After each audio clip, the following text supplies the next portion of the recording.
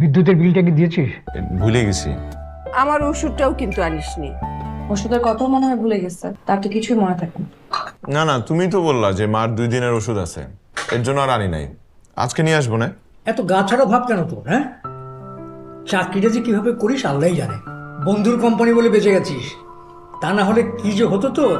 সেটাই বাবা, সামিউল ভাই আছে বলে আমরা এত ভালো আছি। উনি খুবই ভালো মানুষ। হ্যাঁ, ছেলেটা আসলেই ভালো। এত বড় কোম্পানির মালিক, ওকে দেখে কিন্তু বোঝাই যায়। দেখলে কি সম্মানটা যে করে। এ শোন, ওকে একদিন আমাদের বাসায় দাওয়াত কর, ঠিক আছে? ঠিক আছে, বলে দেখবো। বাবা, তুই অফিসে যাওয়ার সময় তোর বাবাকে কিছু টাকা দিয়ে যাস। আমার কিছু ছোটখাটো জিনিস লাগবে। আচ্ছা ঠিক আছে।